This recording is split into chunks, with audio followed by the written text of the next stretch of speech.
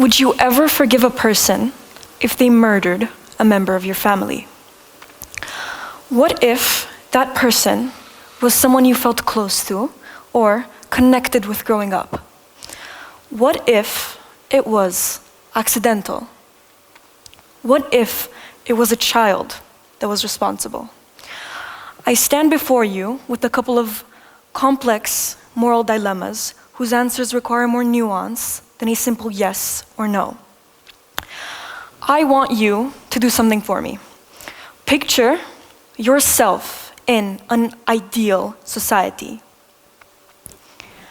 Within that society, two possibilities come to mind.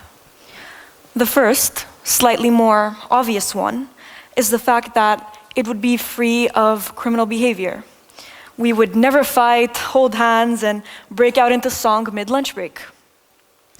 The alternative would be that all those who had committed such felonies would be locked up permanently, preventing them from reintegrating into society. Although this place only sounds like a far distant location, do you believe that forgiveness of criminals is something we should strive for to get closer to that goal? Should we be giving the benefit of the doubt to more people? The role of the judicial system is inherently to prevent these malicious agents from disrupting the normal functioning of society. Punishing someone who acted with malicious intent more severely than someone who acted without intent reflects a fundamental principle of justice, that punishment should be proportional to culpability. It's a logical concept, easy to grasp so far. That is why this very distinction between murder and manslaughter serves as a compelling example of why motive should be considered when determining the severity of a punishment. By doing so, the law can uphold principles of justice while also promoting the possibility of redemption for those who have erred. How do we balance seeking justice by making sure that those who have wronged are not operating in society while also implementing a small degree of forgiveness? As a society, we often cherry pick who we expect to forgive others and who we are willing to forgive ourselves. We tend to be the most forgiving to ourselves. I can get that deadline in by tomorrow. I can skip class today. I can catch up on work later. Does it really make a difference if I skip the gym today? I kind of want to sleep in today. Maybe I should call in sick for work. I mean, you spend your whole life stuck in this very labyrinth. You make all of these goals and aspirations for yourself. You imagine your future in such minute detail, you feel like you can almost just grab it, but you never do. All you're thinking about is that you'll escape it one day, but you never do. Why? You simply use the future as a means of escaping the present moment. You get in your own head. These feelings are universal, and we're lucky that we can even have the ability to picture and envision this bright version or future of ourselves. I mean, we tell people to follow their dreams all the time, but you can only dream of what you can imagine, and depending on where you come from, your imagination can be fairly limited. It's so easy for us to frown down on the lesser fortunate and not blink an eye if they get the shorter end of the stick, which they do every single time. This has been particularly relevant for teenagers in rehabilitation centers, for which the justice system has served as a revolving door, failing to address the underlying factors that contribute to their involvement in criminal behavior. And what they do, what society often tends to do in any given situation, is try to label you, mold you in this tiny little box, put you on a shelf, and pick you up when you're useful. And the irony here actually is that they've managed to label even the outcasts that do not fit in. They love the words troubled, deranged, disturbed, confused, lost, and in rare cases, if they get a little creative, delinquent youth.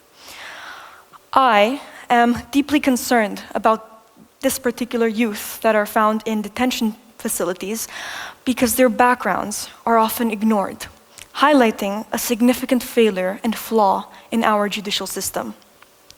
Too often, we overlook the familial and psychological factors that shape a young person's involvement in crime, opting instead for the same harsh penalties that are also used for adults. This is particularly troubling given the knowledge that we now have about the teenage brain, which is still developing in crucial areas such as impulse control and decision-making in the prefrontal cortex. Teens are more prone to act on emotions and peer pressure, making the severe punishments they receive not only unfair, but also completely ineffective. An analogy that I actually thought applied great to address this is that teenagers' brain often operates like a car, sort of, with a great accelerator, but terrible brakes. We must attempt to introduce more forgiving parole policies for young people, focusing on rehabilitation instead of punishment. These policies should provide more comprehensive support that considers their rehabilitation and developmental needs, helping them reintegrate into society gradually in order to break the cycle of recidivism and uncertainty. In my opinion, a country that has been able to actually flawlessly incorporate these types of reform has been Norway. Norway's focus on rehabilitation over punishment has translated into significantly lowered homicide rates. By offering prisoners a chance to reform and acquire the skills necessary to lead lives upon release, Norway's homicide rates have dropped by 50% in 2023. Particularly, in order to offer you a sort of contrast, in the United States, punishment often takes precedence over rehabilitation and prefers punishment methods. Consequently, with this method, over 2/3 of released prisoners find themselves back in the criminal justice system within 2 years of being released. These traditional punitive measures tend to prioritize the punishment of the offender over the rights and the needs of the victims. The emphasis should be placed on restorative justice, where both offenders and victims are given the opportunity to engage in dialogue and reach a resolution. This approach ensures the rights and voices of victims are respected and acknowledged, demonstrating that public safety and victim rights can coexist without retribution. Although this idea may seem great on paper, it often is very, very hard to grasp due to our lack of contact with people who do live such lives. As a person of both Greek and Romanian descent, I've been very fortunate to have the ability to come in contact with a variety of kids of various different backgrounds. Last year, I actually had the opportunity to volunteer at a local community center that offered support for at-risk youth in Athens. One of the young boys I worked with, let's call him Alex, had been in and out of the juvenile system for minor offenses throughout the entirety of his teenage years. Despite his turbulent past, Alex had a spark of resilience and creativity that, to me, felt genuine and rare. His greatest battles were surprisingly mental, and due to his journey forward, and consequently led to his journey forward, resembling constant leaps of faith that feel like a gamble almost every time, and uncertainty loosened his grip of what he was actually holding on to. Particularly, it manifested in the creation of significant mental barriers that prevented him from believing he had any hope of making it out of this never-ending loop of correctional facilities. One day, as I sat with him, discussing his aspirations and challenges, he confided in me about his fears of the future. He felt unsure if he would ever be able to break free of the stigma of his past mistakes. I found it heartbreaking as someone who seemingly has so much untapped potential, look into your eyes and say, I can't really picture my future outside of this place. Now, as a teenager myself, I often feel as though it is hypocritical for me to judge foreign jurisdiction decisions that have affected children my age so harshly because I come from a very privileged standpoint, and so do most people attending private school in general, but also particularly in Bucharest. We have been raised with a set of morals that often contradict modern judicial decisions, and rightly so. Particularly, the concept of forgiveness, which has been prevalent throughout my childhood and my upbringing.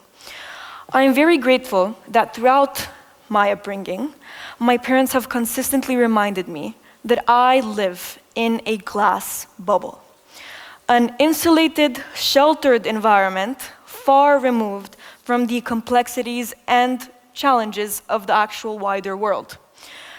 This metaphor of a glass bubble vividly captures the reality of my upbringing, encapsulating these privileges and protections that were afforded to me, which shielded me from many of life's harsher realities. I believe this is a common experience, as I said, of many kids that attend private school, since the environment is often curated and very controlled.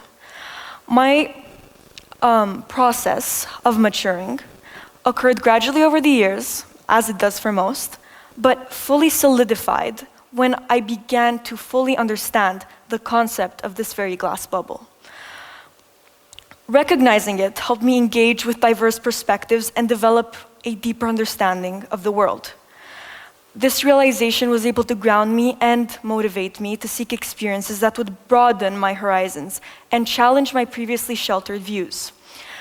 It was this very divergence between my values and contemporary judicial decisions that piqued my interest in law and has made me consider it significantly as a potential future career. Alternatively, actually, in his famous works in 1651, Hobbes argues that people are inherently wicked and selfish, and he puts forth his ideas for the social contract and laws required for a society of evil creatures in which we live in. However, I beg to differ. I do not believe that people are born evil, nor do I believe that teenagers who have not yet long lived a life of great enough span to be labeled as evil. Enforcing more generous paroling policies can help loosen these labels and distinguish a child that is misunderstood from one who continuously disregards others' attempts to help them. To ask how the law can forgive is not to deny the fact of wrongdoing. Instead, the goal is to broaden our perspective in order to see bigger patterns and consequently create new pathways that allow others to move forward on a clean slate and finally step outside our privileged class bubble. Thank you.